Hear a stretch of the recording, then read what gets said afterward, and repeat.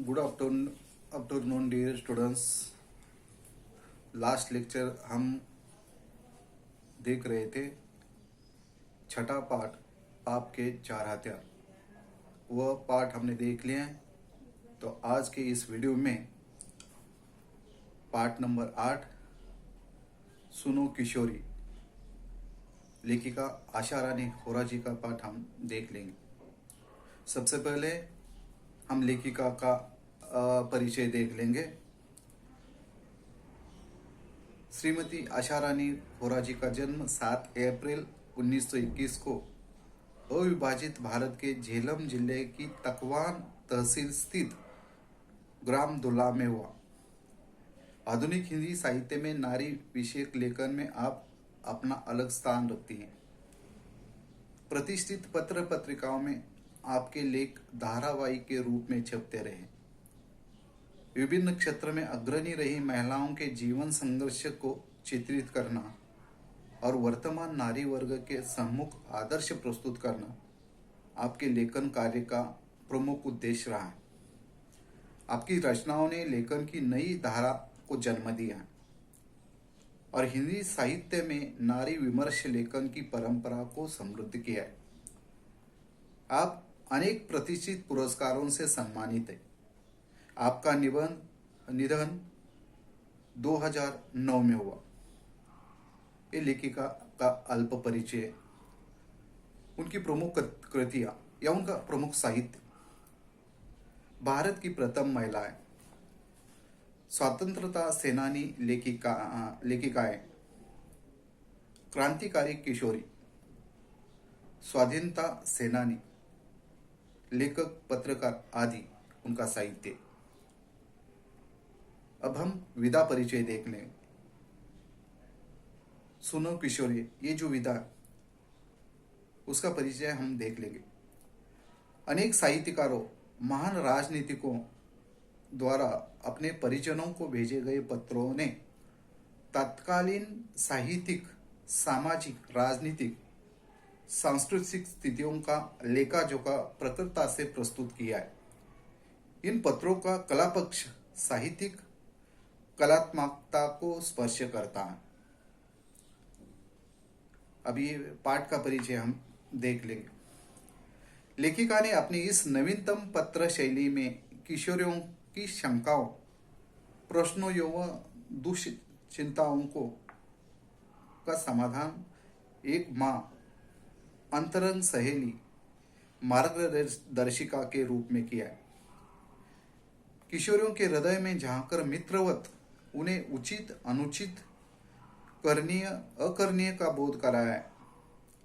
हमारे देश की नई पीढ़ी पश्चिमी देशों से आ रहे नए मूल्यों और संस्कारों का अंधानुकरण करती जा रही है। हमारे देश की संस्कृति और परंपराओं को कालबाह्य और त्याज्य मानकर उनकी अवहेलना कर रही है। आत्मनिर्भर हो जाने से युवक युवतियों का जीवन के प्रति बदला दृष्टिकोण, विवेकहीनता और जल्दबाजी में लिया जाने वाला निर्णय नई पीढ़ी का जीवन सौंदर्य नष्ट कर रहा है। लेखिका के अनुसार नए मूल्यों को भारतीय संस्कृति, परंपराओं और संस्कारों की भूमि पर उतारकर स्वीकारना होगा। यानी इस सुनो किशोरी इस पाठ में, यानी ये पत्र लेखन का एक नवीनतम, एक आदर्श नमूना है, जिसमें लेखिका नई पीढ़ी को समझाना चाहते हैं कि नई जो पीढ़ी है वो पाश्चात्य संस्कृति से प्रभावित होकर हमारी संस्कृति को पुराना या कालबाह्य संस्कृति समझ रही है। तो एक अंतरंग माँ, एक सहेली अपनी बेटी को सुझाव देते हैं कि नया अगर कुछ करना हो तो पुराने को दुर्लक्षित नहीं किया जा सकता, उनको नगण्य नहीं समझा जा सकता या उनकी तरफ से ध्यान नहीं हटाया जा सकता, क्योंकि नया कुछ सीखते समय पुराने की तरफ भी ध्यान देना चाहिए। अगर पुराने को कालबाह्य समझकर उसको छोड़ दिया तो फायदे से ज्यादा नुकसान ज्यादा होता है। वो एक माँ अपनी बेटी को, एक सहेली अपनी सहेली को समझाने की कोशिश इस पत्र के माध्यम से वह कर रही है।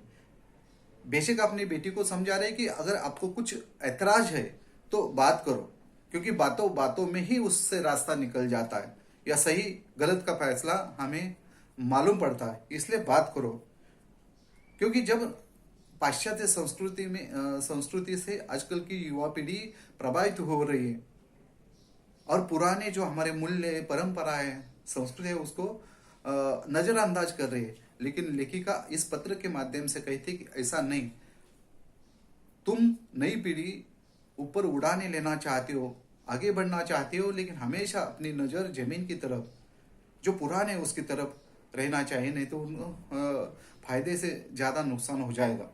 क्योंकि हमारी परंपरा जो है वो परंपरा सदियों से चली आई हुई, इसलिए उन परंपराओं को छोड़कर नहीं चलेगा।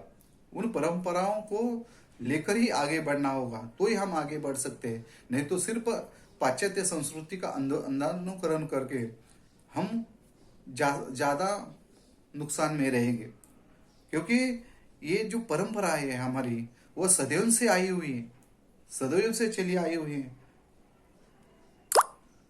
और यही परंपरा यही संस्कार अपने अंदर उतारना चाहिए। वो एक माँ अपनी बेटी को इस पत्र के माध्यम से समझा रही है। क्योंकि आजकल नई पीढ़ी जो पाश्चात्य संस्कृति के प्रभाव में आकर बहती जा रहे, बिगड़ती जा रहे, ऐसा हम कहते हैं। कई बार नए नए मूल्यों को स्वीकार कर रहे हैं, लेकिन पुराने मूल्यों को जो भूल रहे हैं उसके वजह से उनको ज्यादा नुकसान ही हो रहा है। जो लेखिका अपने बेटी को या अपने सहेली यानी बेटी सहेली को समझाती है कि आगे बढ़ना जरूर बढ़ो, हमें तुम्हारे ऊपर गर्व है, लेकिन तुम्हारी जो शंकाएं है, कुशंकाएं है, उन कुशंकाओं को हमें बोल दो, क्योंकि बातों बातों से ही एक दूसरे के विचारों के आदान प्रदान से ही हमें पता चलता है। लेकिन ये नहीं कि रूढ़ियों को तोड़ दो, क्योंकि रूढ़ी जो पुरानी है उसमें कुछ गलत भी रूढ़ियां हैं, जैसे अंधविश्वास है, दहेज प्रथा है, या ऐसे अनेक सारी रूढ़ियां हैं। उन रूढ़ियों को छोड़ सकते हो, लेकिन परंपराओं को नहीं छोड़ सकती। और इन दोनों का फर्क तुमको समझकर चलना होगा। और हमारी संस्कृति जो है, परंपरा है, संस्कार है, उन संस्कारों को भूलना नहीं चाहिए। कोई इस पाठ के अल्प परिचय में आशा रानी वोरा जी ने बताया है। हम अब विस्तार से ये पाठ देख लेंगे, हम विस्तार से पाठ पठन कर देंगे। सुनो सुगंधा। सुगंधा यानी आशा रानी वोरा की लड़की है। उन्होंने अपने माँ से पत्र लिखा है, कुछ सुझाव मांग लिए, कुछ उसकी मन की बातें है वो बोल दिए, तो उसका पत्र का जवाब वह दे देते हैं और अपने बेटी से कहते हैं कि सुनो सुगंधा, तुम्हारा पत्र पाकर खुशी हुई। तुमने दो तरफा अधिकार की बात उठाई है, वो पसंद आई। बेशक जहां जिस बात से तुम्हारी असहमति हो वहां तुम्हें अपनी बात मुझे समझाने का पूरा अधिकार है। मुझे खुशी ही होगी तुम्हारे इस अधिकार प्रयोग पर। इससे राह खुलेगी, राह खुलेगी नहीं, रास्ता मिलेगा और खुलती ही जाएगी। जहां कहीं कुछ रुकती दिखाई देगी वहां भी परस्पर आदान प्रदान से राह निकाल ली जाएगी। अपनी अपनी बात कहने सुनने से बंधन या संकोच कैसा। यानी वह अपनी बेटी से कहती है कि तुम्हारा पत्र पाकर मुझे खुशी हुई और तुमने दो तरफा अधिकार की बात कही है वो भी मुझे पसंद आई, और तुम्हारी जो बात है, जो जिस बात से तुम असहमत हो वो बात पूछने का मुझे पूछने का तुम्हारा पूरा अधिकार है, क्योंकि इससे राह खुलेगी और राह खुलती ही जाएगी। जहां कहीं रुकती दिखाई दे वहां परस्पर आदान प्रदान से ही रास्ता निकल जाएगा। क्योंकि तुम्हारे मन में कोई शंका है, कुछ पूछना चाहती हो, तुम्हें कुछ गलत लग रहा है, तो तुम अधिकार से पूछ सकती हो। तुम्हारे उस पत्र में ये बात भी लिखी, मुझे अच्छा लगा, क्योंकि आदान प्रदान से यह बात आगे बढ़ेगी। क्योंकि तुम्हारे विचार में मुझे बोल दी कि तुम्हें उसका रास्ता बता सकूंगी, या कुछ मैं सुझाव दे सकूंगी, या तुम्हारा सही है तो मैं वह मान भी लूंगी, क्योंकि तुम्हारा पूरा अधिकार है। और अपने एक दूसरे की बात सुनने सुनाने में कैसा बंधन या संकोच कैसा? तुम अपनी बात मुझे बेशक बोल सकती हो, मुझे पूछ सकती हो। और ये तुमने जो पत्र में बात लिखी है उससे मुझे गर्व गर्व महसूस होता है, मुझे अच्छा लगता है कि तुम मुझे पूछ सकती हो। जिस बात से बारे में तुम सहमत नहीं हो वो मुझे पूछ सकती हो, क्योंकि तुम्हारा अधिकार है। क्योंकि बातों बातों से एक दूसरे के विचारों के आदान प्रदान से तो रास्ता निकल जाता है। मैंने तो अधिकार की बात यूं पूछी थी कि मैं उस बेटी की मां हूं जो जीवन में ऊंचा उठाने के लिए बड़े बड़े ऊंचे सपने देखा करते हैं। आकाश में अपने छोटे छोटे डैनों को चौड़ा फैलाकर, डैनो यानी पंख, डैनो यानी पंख, यानी वो कहती है कि मैं अधिकार की बात यूं ही पूछी थी कि मैं उस बेटी की मां हूं वो जीवन में ऊंचे उठने के लिए बड़े बड़े सपने देखा करती है। आकाश में अपने छोटे छोटे पंखों से चौड़ा करके फैलाना चाहती है, यानी अपने विचार है, अपने पंख वो फैलाना चाहते हैं। ऐसी बेटी की मैं मां हूं और ऐसे बेटी को समझाने का मुझे पूरा अधिकार है, और मैं अब इसे बेटी को समझा सकती हूँ। धरती से बहुत ऊंचाई में फैले इन डैनों को यथार्थ से दूर समझा कर ही भी मैं काटना नहीं चाहती। यानी ये जो पंख है उसको मैं काटना नहीं चाहती, लेकिन सच्चाई से उसे काटा भी नहीं जा सकता। जो सच्चाई है वो सच्चाई है, केवल उनकी डोर मजबूत करना चाहती हूँ कि अपनी किसी ऊंची उड़ान में वे लड़खड़ा न जाए। यानी वह अपनी बेटी को साहस देना चाहते, ढाढ़स देना चाहते, उनके पंखों को उड़ान भरने के लिए ताकत देना चाहते हैं।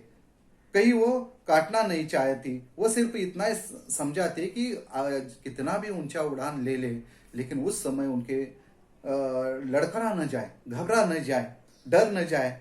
इसलिए मैं उसको उसके पंखों में ताकत देना चाहती हूँ। इसलिए कहना चाहती हूँ कि उड़ो बेटी, उड़ो, पर धरती पर निगाह रखकर। कहीं ऐसा न हो कि धरती से जुड़ी डोर कट जाए और किसी अनजाने अवांछनीय स्थल पर गिरकर डैने क्षत विकसित हो जाए। ऐसा नहीं होगा, क्योंकि तुम एक समझदार लड़की हो। फिर भी सावधानी तो अपेक्षित है। यानी वो अपनी बेटी को समझाना चाहते हैं कि तुमको मैं ढाढ़स देना चाहती हूँ कि तुम उड़ान भरोगी, आगे चली जाओगी, लेकिन तुम्हारे पैर लड़खड़ा न जाए,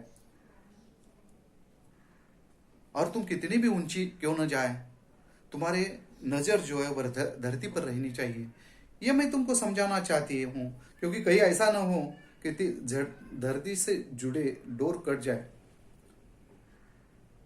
और तो अवांछित स्थल पर गिरकर तुम्हारे पंख टूट फूट जाए। ऐसे नहीं चाहती। मैं तुमको साहस देना चाहती हूँ, मैं तुमको पंखों में ताकत देना चाहती हूँ, क्योंकि तुम मेरी एक समझदार लड़की हो।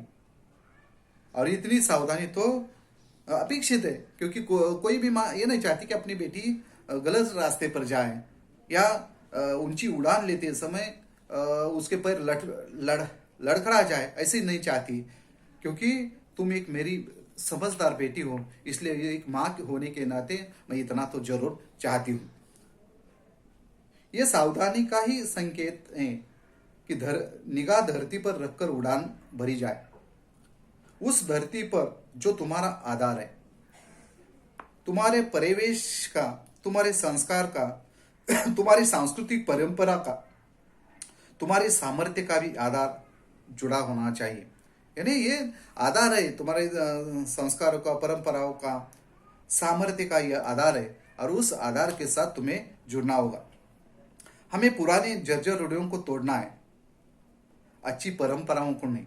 यानी जो अपनी पुरानी रूढ़ियां है उस रूढ़ियों को तोड़ना है, परंपराओं को नहीं। क्योंकि परंपराएं जो है वो सदियों से चली आई हुई, जो अच्छी अच्छी परंपराएं वो सदियों से चली आई है, लेकिन रूढ़ियां है उस रूढ़ियों को तोड़ना। क्योंकि हम पुरानी रूढ़ियों में ऐसे बहुत गलत बातें हो रही थी, और वही रूढ़ियां अभी तक चलती आ रही है। लेकिन उन रूढ़ियों में जो गलत है उसको तोड़ना है। जैसे सती प्रथा जो है उसको हमने तोड़ दिया, जो रूढ़ी गलत थी।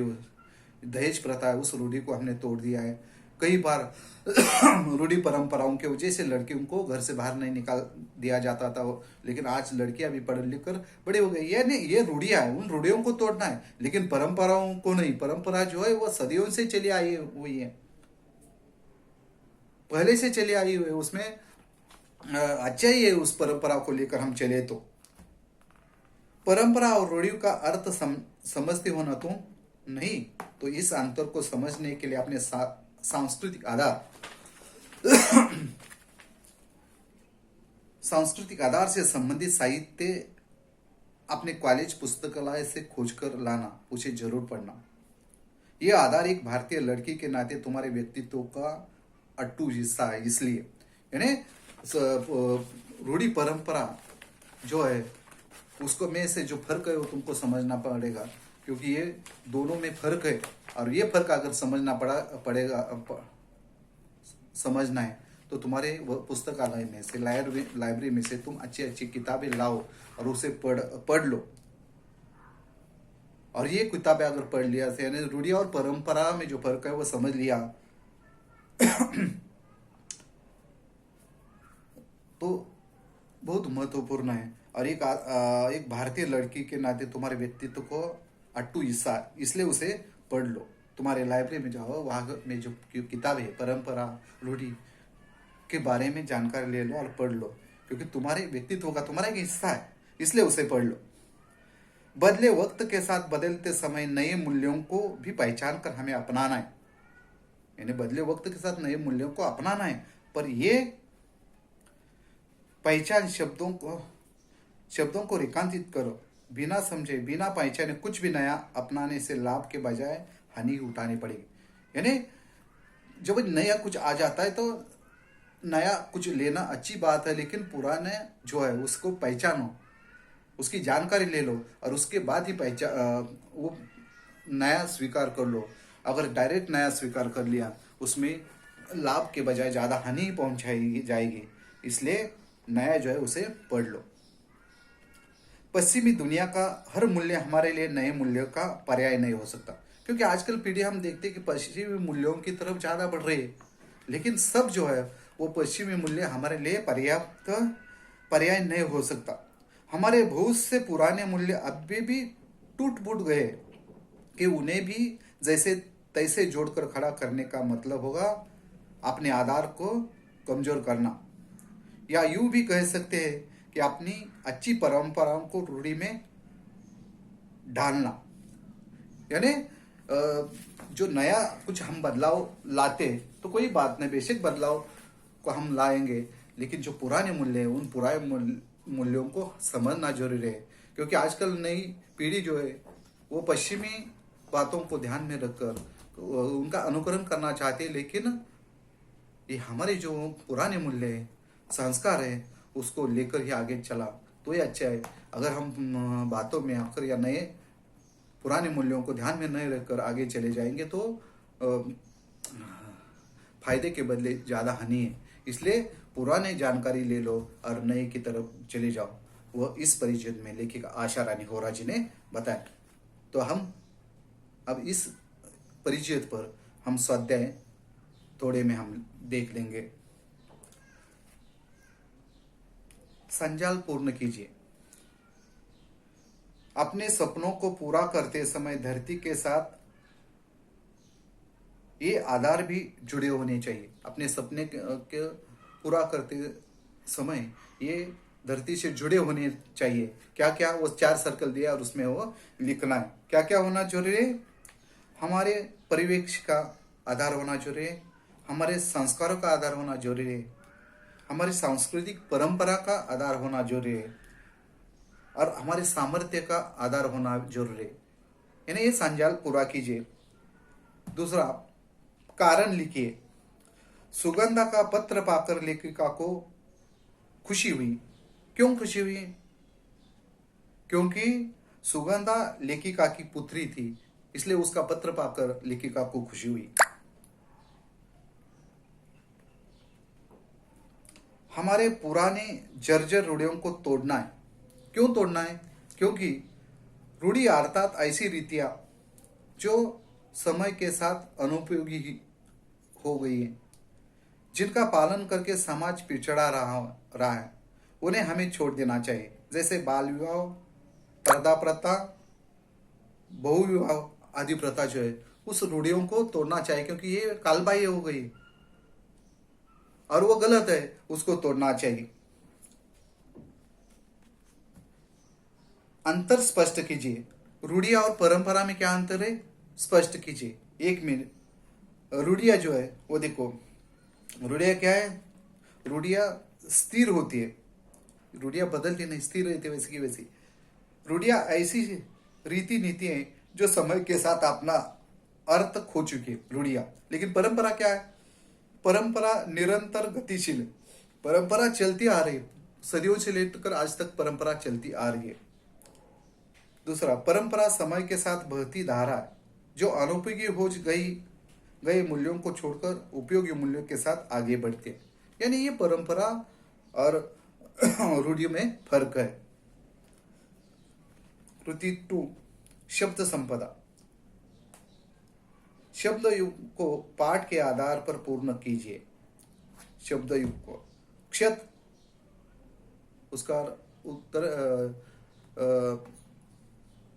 विकसित, आदान प्रदान, पुराने जर्जर, कहने सुनने।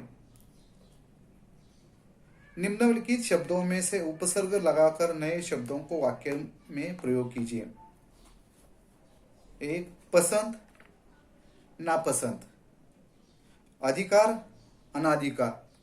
यानी इस तरह इस परिच्छेद पर ये कृतियां हमने देख ली है। आज के वीडियो में हम इतना ही देखेंगे, आगे जो पार्ट है वो दूसरे लेक्चर में देख लेंगे। धन्यवाद।